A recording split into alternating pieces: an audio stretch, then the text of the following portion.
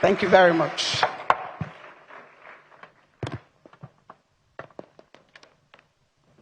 Thank you very much. Kindly forgive me for my lethargy for protocol. I mean to just say, distinguished ladies and gentlemen, your excellencies, good afternoon. Good afternoon. Thank you, Mr. MC. I'm used to people not applauding me. So, I saw reason when you encouraged them to clap for me after you introduced our excellency. Because a lot of people would have thought that I came here to collect your BVN. It's not true. I came here to celebrate my friend and my brother and his wife. Pastor Jerry, what you are doing today is no mean feat.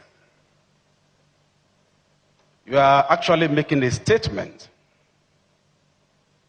I congratulate the recipients, the people you are supporting today, that the leaders of this country tomorrow, they are agents of change. And that is how you make your own statement. And I thank God for your life and the life of your wife. Nigerians, we need to come to a point in our life where we should say enough is enough. You know, when I see gathering of people like this and something runs across my mind, what I see in my investigation file every day.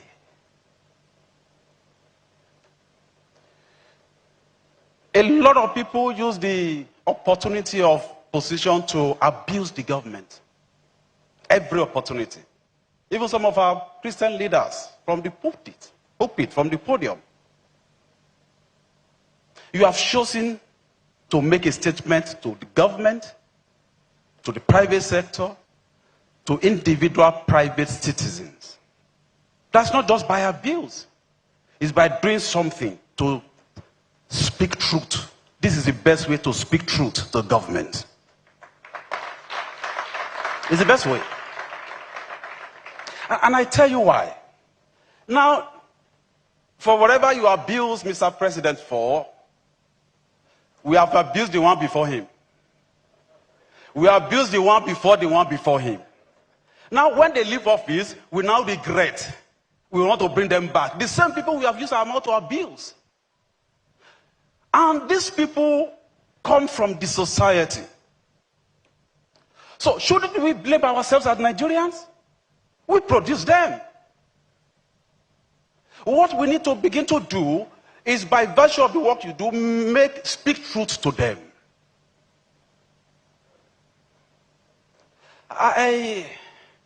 When Pastor Jerry, this is not a matter of church. You are not doing this because you have a large church. You are doing this because you have a good heart. It's not about your church. It's not. So it's not about stream of joy. Sometimes how I wish we change the word church and mosque. How I wish we adopt the phrase an assembly of righteous people who have the Spirit of God, rather than using a church. Because over a church you have pastors, you have bishops. Over a mosque you have imams. And I tell you, I have a lot of them in my holding facility as I'm talking to you. And I have a lot of them that are convicted for fraudulent practices. So sad. So it's a product of it's what comes out of your heart. You're a righteous man. Now I'm going to embarrass you today. I never wanted to say it, but I just felt that's my little way of making this contribution. I investigated this man for 6 months. Yeah. For money laundering. We work by intelligence, we work by petitions. At some point, I saw there was an account, a domiciliary account. Dollars, pounds were dropping in like raindrops, from Colombia, from America, from Sri Lanka, even from Togo. I said, who is this man? Yes, I've been hearing about his name, I've seen his face a couple of times. So, I mean, I never bothered about what he was doing. I knew he's a pastor. So they said he's one Pastor Jerry of Streams of Joy. Go and investigate him. So we went into investigation. We combed the books. Yes, we saw the money coming in. So my IO, my investigating officer, came to me one day and said, sir, this is the preliminary report. I said, I'd like to see this man. Go and invite him. So he came to my office. I saw him. I've seen that face, I know. But I didn't know it was him because I saw somebody who came in with baggy trousers, and, small, t-shirt and some punk and, with pattern. And I was almost going to say, go and call your pastor, my friend. You are not the one. Go and bring your bishop. So upon a second look, I look at the face. I said, okay, you are Pastor Jerry. He said, yes, sir. I said, go sit beside me. So he told me what happens and all of that, and how the money came, what he does, how he has been helping people and all of that. I said, you know what? I didn't call you here to explain to me. We have already done our work. I called you here to commend you.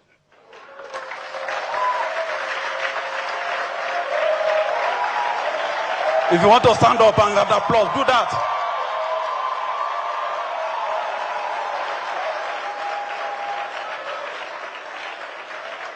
Thank you very much. Please take your seat. Take your seat.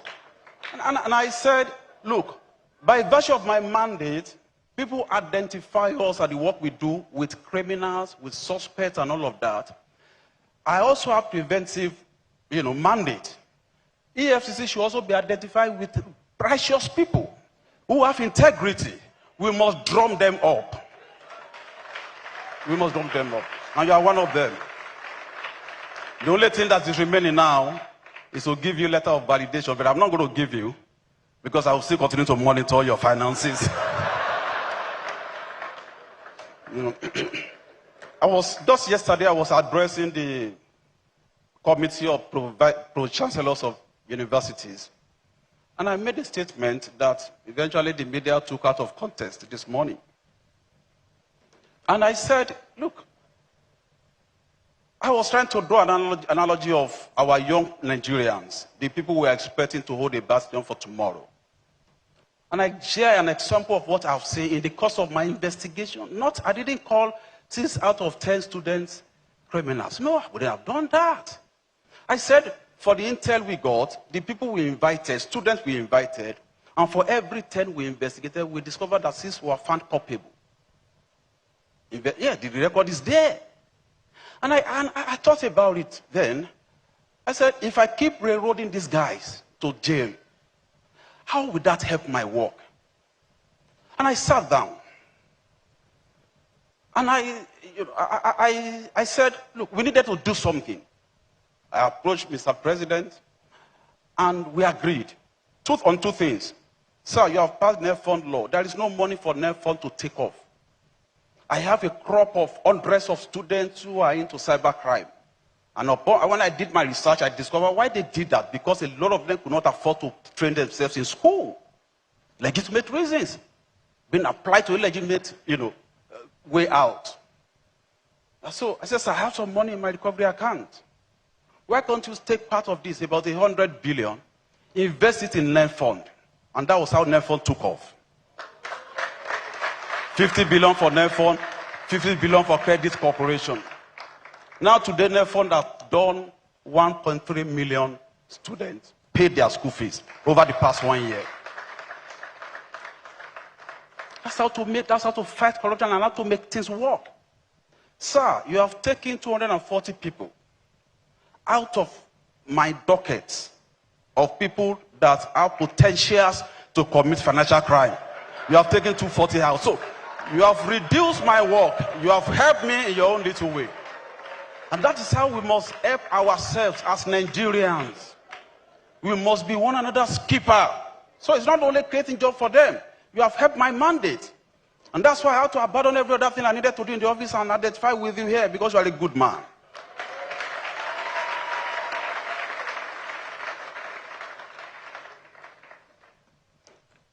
And how do I also apply this to myself?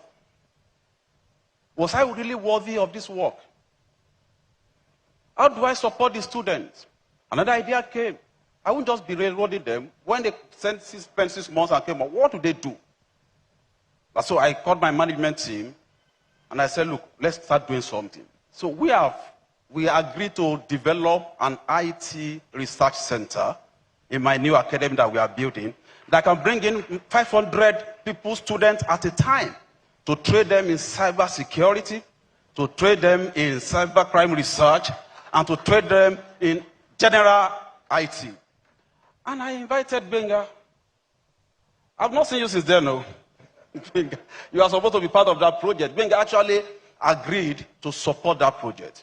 And that is where we need to look at as Nigerians. And as my little contribution to upholding integrity. In the course of the work I do, I've had cause to, in a public national TV, to challenge Nigerians. And that's how we must also challenge ourselves and stop abusing someone who is up there. I said, if I've ever, as chief of staff in EFCC, for years, as secretary, and as chairman, I've done 10 years in the system, ever ask anyone for a bribe, to bring bribe to my office, even a bottle of Coke, to influence my sense of judgment, come out. Ever. And I'm still waiting for someone to come out, and nobody will come out until I finish my tenure. That's how to be a good Nigerian. And I'm challenging every one of us. Let's take up the challenge. It's not about abusing one person. Because we are all part of the system. When this man leaves, a Nigerian will still become another president. And so on and so on. So, Pastor Jerry, keep your heart righteous. Keep keeping your books clean. Because I will always come for you if anything goes wrong. And to the audience, thank you very much for inviting me. God bless you all. Thank you.